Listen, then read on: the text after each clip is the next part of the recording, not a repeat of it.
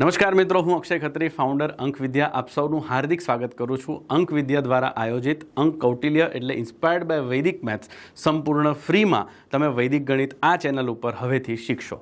વૈદિક ગણિત પણ કંઈક અલગ સ્વરૂપમાં પહેલું. બીજું, વૈદિક ગણિતની અંદર તમારે ખરેખર કોર્સ ફ્રીમાં શીખવો હોય તો આ એક એવી ઓપોર્ચ્યુનિટી છે. આ ચેનલ પર તમને કોર્સ સંપૂર્ણ ફ્રીમાં જોવા મળશે પહેલું. અને એનાથી ઉપર જો તમારે રેગ્યુલરલી જેવા લેક્ચર્સ અપલોડ થાય અને તરત જ તમારે એ લેક્ચર્સ જોવા હોય તો તમારે અત્યારે જ આ ચેનલને સબસ્ક્રાઇબ કરવી પડશે અને મોસ્ટ ઇમ્પોર્ટન્ટ તેની બાજુમાં રહેલા બેલ આઇકનને દબાવવો પડશે, જેનાથી તમને અમારા વિડીયોઝ તરત જ મળતા રહે. આવી જઈએ આપણે વૈદિક ગણિતના આપણા પહેલા મોડ્યુલમાં. કારણ કે વૈદિક ગણિત અલગ અલગ મોડ્યુલ્સમાં ડિવાઈડ કરવામાં આવ્યું છે. પહેલા મોડ્યુલની અંદર આપણે ગુણાકારની અમુક પદ્ધતિઓ જોઈશું. આ ચેપ્ટર એવું છે કે જેની અંદર તમે 1 થી 100, 1 થી 1000 સુધીના ઘડિયા પણ શીખશો અને તેની રેગ્યુલર પ્રેક્ટિસ કરશો તો તમે ઘડિયાની સ્પીડ પણ વધારી શકશો અને એક મર્યાદામાંથી બહાર નીકળશો કે 20 સુધીના જ ઘડિયા મને આવડી શકે. એ મર્યાદાની અંદરથી બહાર નીકળવું હોય ને 1000 સુધીના ઘડિયા શીખવા હોય તો આના પછીના લેક્ચરની તમારે વેઇટ કરવી પડશે. વૈદિક ગણિતના પહેલા મોડ્યુલની અંદર આપણે શીખવા જઈ રહ્યા છીએ વૈદિક ગણિતનું એક સૂત્ર, નિખિલમ સૂત્ર. રાઈટ, ચાલો અહીંયા આપણે જોવા જઈ રહ્યા છે મલ્ટિપ્લિકેશન વિથ બેઝ 10. એટલે કે આ નિખિલમ સૂત્ર તેવી સંખ્યાઓ માટે છે કે જે સંખ્યા 10, 100 અથવા 1000 કે 10,000 જેવા સંખ્યાઓની નજીક આવતી હોય તેવી સંખ્યાઓના ગુણાકાર કેવી રીતે કરવા તેની આ સરસ મજાની પદ્ધતિ નિખિલમ સૂત્ર.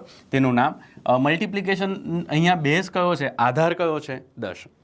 એટલે આપણે જોવા જઈએ, જો હું અહીંયા 10 લખી દઉં તો અહીંયા સરસ પ્રશ્ન પૂછવાનો છે. કોઈ પણ સંખ્યા માટે પ્રશ્ન એ જ રહેશે કે હું 10માં કેટલા ઉમેરું અથવા 10માંથી કેટલા બાદ કરું તો મને આપેલી સંખ્યા મળે. એટલે બેઝ 10 છે તો હવે પ્રશ્ન શું પૂછાશે? 10માંથી કેટલા બાદ કરીએ તો 8 આવે, 10માંથી 2 બાદ કરીએ તો 8 આવે, 10માંથી કેટલા બાદ કરીએ તો 7 આવે, 10માંથી 3 બાદ કરીએ તો 7 આવે. આટલો પ્રશ્ન પૂછાઈ ગયા પછી ચોકડી સરવાળો અથવા ચોકડી બાદબાકી. એટલે 8માંથી 3 જાય તો કેટલા વધે?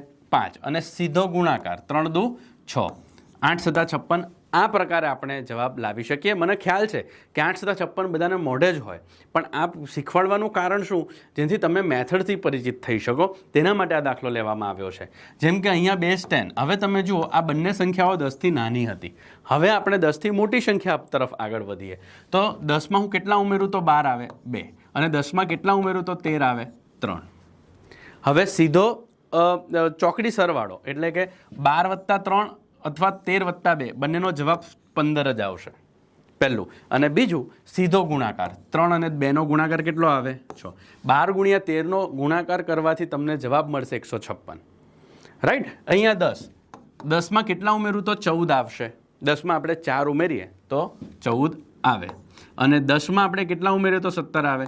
10માં 7 ઉમેરવાથી 17 આવે. ચોકડી સરવાળો એટલે 14 + 7 કરો અથવા 17 + 4 કરો, જવાબ કેટલો મળશે? 21. અને સીધો ગુણાકાર 4 અને 7નો ગુણાકાર કરવાથી જવાબ કેટલો મળશે? 28. 4 સતા 28. હવે યાદ રાખો, જ્યારે અહીંયા 2 અંક મળ્યા ત્યારે પ્રથમ અંકને આગળ ઉમેરવાનો છે. 21 ને 2માં ઉમેરીએ તો કેટલા મળશે? 23. અને 23ની બાજુમાં 8 મૂકી દો, જવાબ આવે. શું કર્યું આપણે? ગુણાકાર કરવાથી જો 2 અંક મળે તો પ્રથમ અંકને આગળ ઉમેરવાનો. હવે તમને પ્રશ્ન થવો જોઈએ, સર 2 અંકમાં 2 અંક હોય તો 1 અંકને આગળ કેમ ઉમેરવાનો? ચલો એનો તમને જવાબ આપું. 10 આપણો આધાર છે. મારો સીધો પ્રશ્ન, 10માં કેટલા 0 હોય?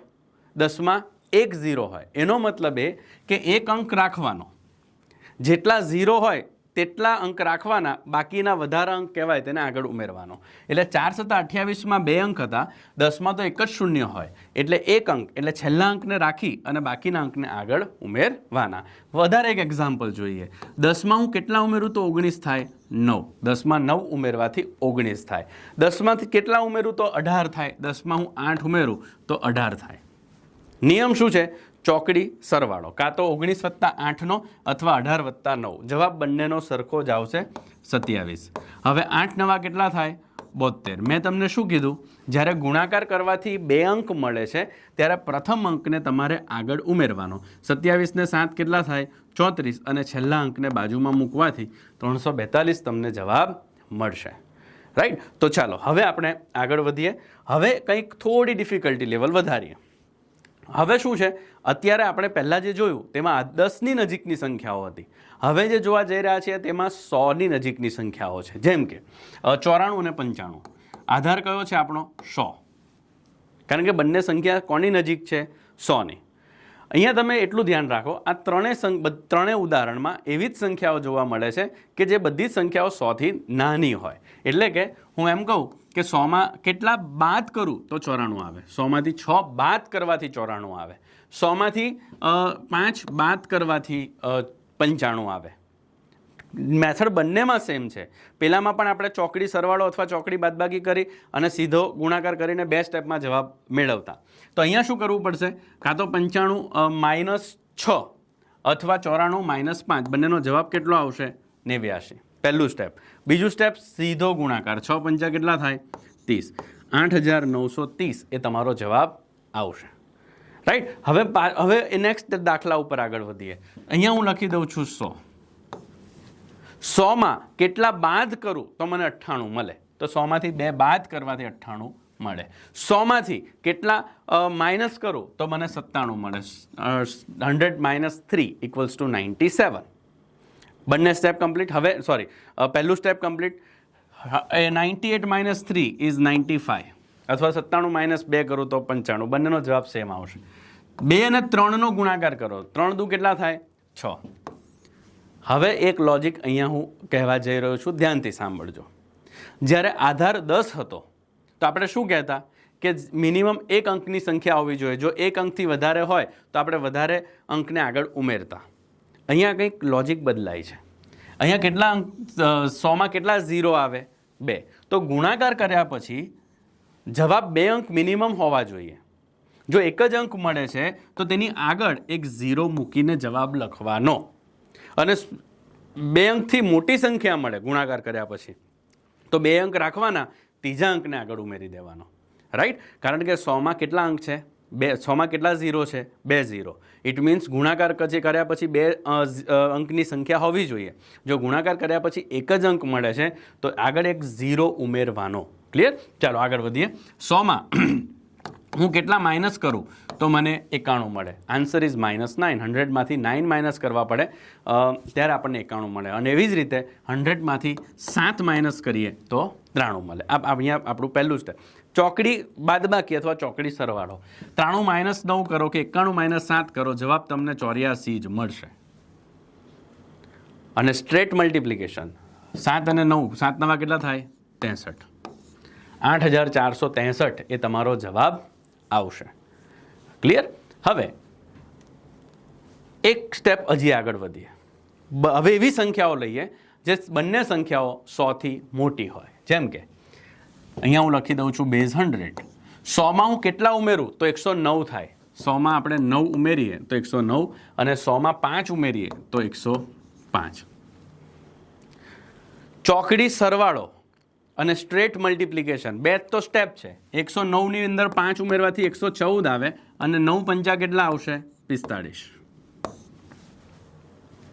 આ જવાબ છે.